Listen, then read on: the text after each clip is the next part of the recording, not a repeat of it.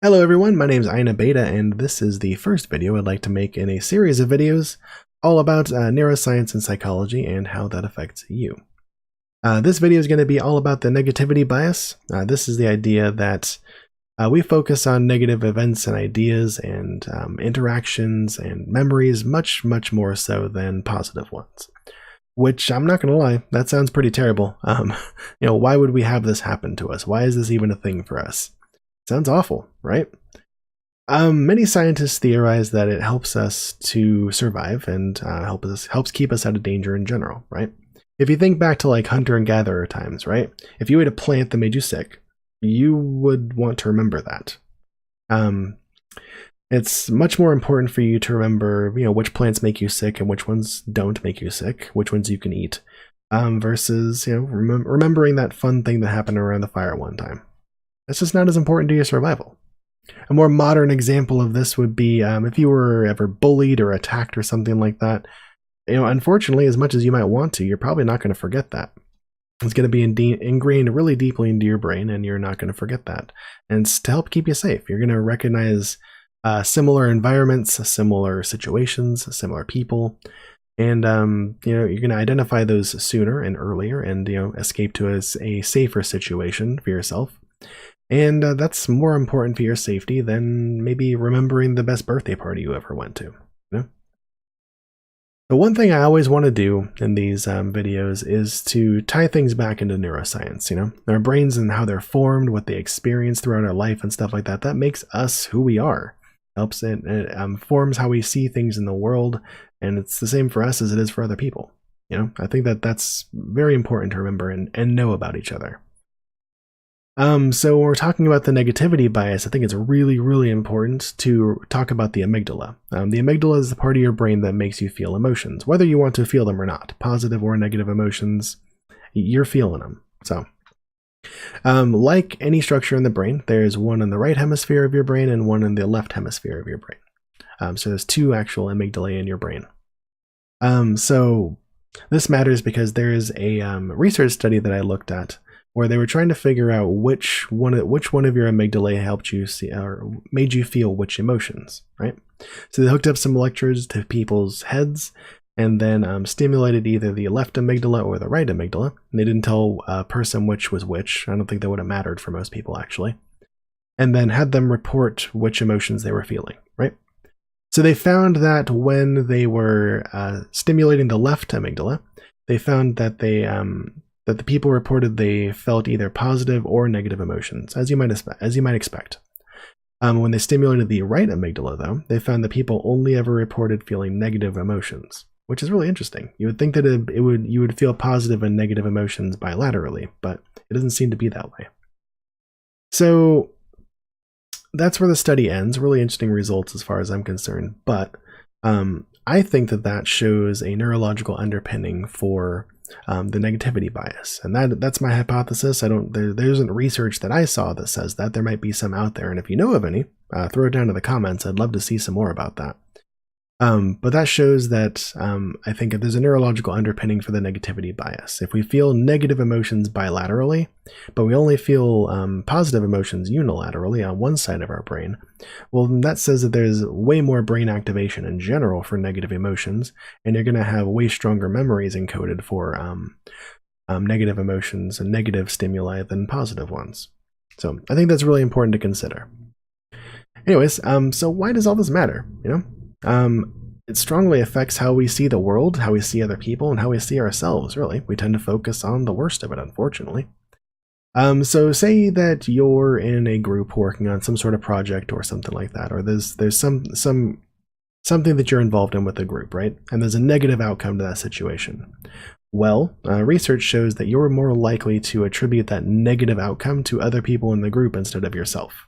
You're also less likely to attribute a positive or neutral outcome to other people in the group, and you're likely to save that for yourself. The negativity bias also affects what we see in the news, because negative or controversial headlines they sell papers. They get people in front of the TV. I think news networks know that, and they've been using that for years. The negativity bias also affects how we vote. Research shows that we're less likely to, we're more likely to vote against a candidate that has perceived negative attributes instead of voting for a candidate that has perceived positive attributes. It kind of says something about why smear campaigns are a thing and how efficacious they are, right? So also, in my opinion, the negativity bias is part of the reason why people that have anxiety or depression, like myself, if you're in the middle of a downswing or a downward spiral, why it can be extra hard to kind of pull yourself out of that sort of things, I totally seems that way with my own depression, at least. So most of the time I focus on the negatives, and so what? What can we do about that? There's a couple of different things that I know of, and there's probably more than this. But mindfulness is one of them. If you haven't heard of this before, feel free to Google it. There's lots of information on it. And the basics of it that is that you feel an emotion, usually a negative one that you don't want to be feeling, but you kind of separate yourself from that emotion for a minute and think it through, and think the situation through more cognitively. Think, hey, I'm feeling this way. Why am I feeling this way? Maybe it's about this situation that's going on, or what can I do about this? And kind of work through your emotions and the situation a bit more cognitively, with a little less emotion. That's been getting rave reviews and research and stuff recently, and in I'd say more pop psychological culture, but it doesn't help everybody. It really doesn't. So there was one research study that I was looking at that showed that people that practiced mindfulness were just as likely to recover or to show positive outcomes for their depression as they were if they took as were people that took medication or people that exercised. So it's just as efficacious as those other two types of treatment. And it's just another tool that can be in your tool bag to kind of ward off this negativity bias that we all have a propensity to have. Practicing gratitude is also another thing that you may have been hearing a lot about recently. And it's not a new thing at all. I mean, gratitude's been around for forever, right? There's adages and sayings about it. The grass is always greener. Give thanks. You don't know what you got till it's gone. I mean, these things all kind of allude to showing gratitude and appreciating what you've got, And a lot of research has shown that this can help to promote a more positive emotions and a positive mindset in yourself, and kind of help to fight against the negativity bias a little bit, But it's not a one-to-one correlation. You can't have like one negative experience and then have one, be thankful for like one thing and you're good. Research shows you got to have about 3 to 5 positive interactions for every one negative interaction to have like a emotional homeostasis, as it were, or like a level emotional playing field, So, show gratitude. You don't even have to show gratitude to other people. That you just have to feel gratitude in yourself. Just take a second and think about what you're grateful for, It's definitely not going to hurt anything, and it can only help. So this last point about the negativity bias, this one has to do with streamers like myself on Twitch or on Mixer or any other content creators, really. There's such a thing as the scarcity mindset, right? That's been going around a lot for a lot of different content creators.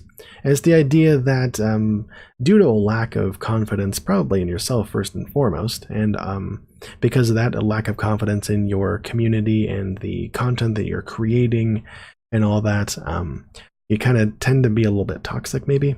You will be jealously guard your community from other people. You don't want to go share them with other people as if you get to control when they come and go in the first place.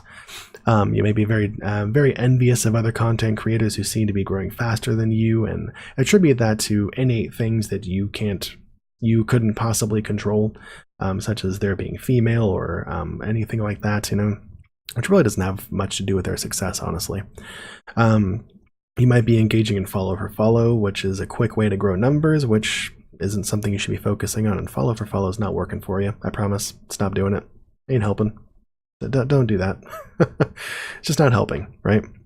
The scarcity mindset is basically in my opinion, the negativity bias at work. You're seeing the worst in yourself. You're projecting the worst of yourself onto your community and other people, and seeing the worst in them as well. And it's just a sick cycle that is going to keep you down as a content creator. So, fight against that if you can. There's such a thing as an abundance mindset instead. which says that you need, or you doesn't say anything, but people showing an abundance mindset are out there making those connections with other streamers and community members. They're confident in what they're making. They're confident in themselves. That's that chicken and egg kind of thing right there. Are you confident in yourself because of your content, or are you confident in your content because you're confident in yourself? It's probably a positive upward spiral, if I'm not mistaken. But you're out there just exuding that confidence, exuding your value, showing what you have for everybody, sharing your community with lots of other people through raids and things like that. Your social media isn't all about you, it's also celebrating other people and talking with other people, other streamers, other community members, and making those connections and just showing the best of you, So that's really the way to be. The scarcity mindset is desperation at its finest, and nothing drives people away faster than desperation. People just do not get behind that. The abundance mindset it leads to good leadership and a confident person, and people absolutely line up behind you for that sort of thing. So anyways, that's all I got to say right now about the negativity bias. I hope that you learned something. I hope that and if you did, or if you have a different viewpoint on it, or if you have a question or any juicy research I should read about it, feel free to drop that in the comments down below. I'd love to hear that. If you want to see more videos like this, or any other type of videos that I make, you know what to do. Hit that subscribe button. And this is the kind of thing that we talk about 4 nights a week on Twitch. So feel free to come by and be part of that conversation live. I will drop use that channel link in the video description down below, and I hope to see you there. So yeah, until next time, I think it's more important to say now more than ever, stay positive. It's important, I promise. We'll see you next time.